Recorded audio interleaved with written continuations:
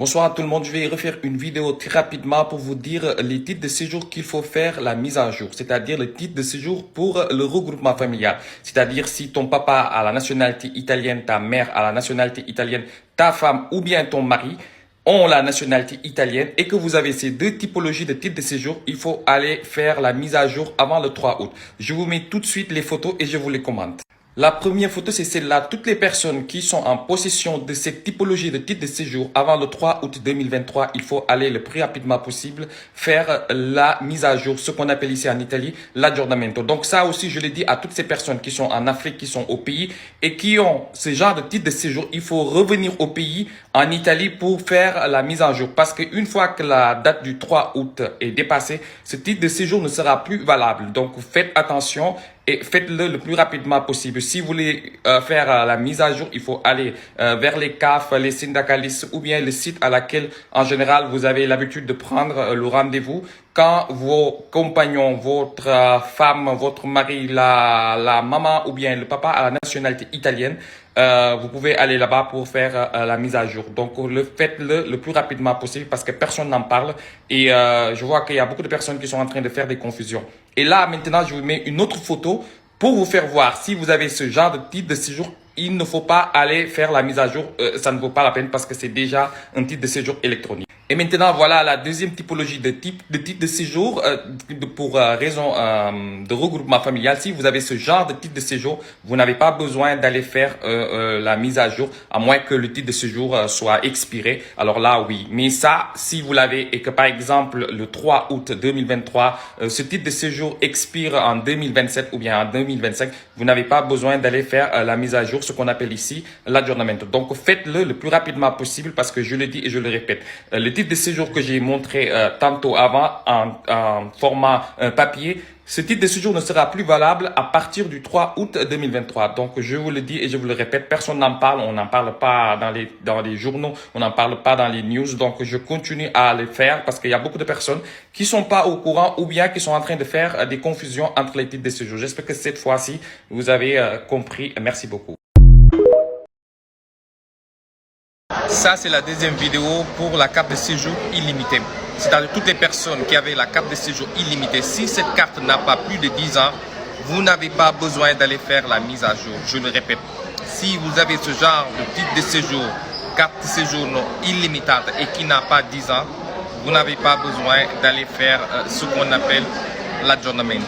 Si par contre, la carte elle date de plus de 10 ans, vous allez faire la mise à jour, ce qu'on appelle ici l'aggiornamento. Donc, si par exemple tu avais la carte de séjour depuis 2013, là tu es rentré dans les 10 ans, il faut aller faire l'aggiornamento. Si par contre tu avais cette carte de séjour en 2019, en 2020, 2015, 2016, vous avez encore le temps parce que ça n'a pas encore 10 ans. Donc, pour toutes les personnes qui ont la carte de séjour illimitée et qui a 10 ans, vous devez aller impérativement faire l'aggiornamento. Donc, je le répète. Par contre, si tu n'as pas encore 10 ans avec cette carte de séjour, il n'est pas obligatoire d'aller faire l'aggiornamento. Il faut attendre 10 ans. Mais rien ne vous empêche d'aller faire l'aggiornamento. D'accord?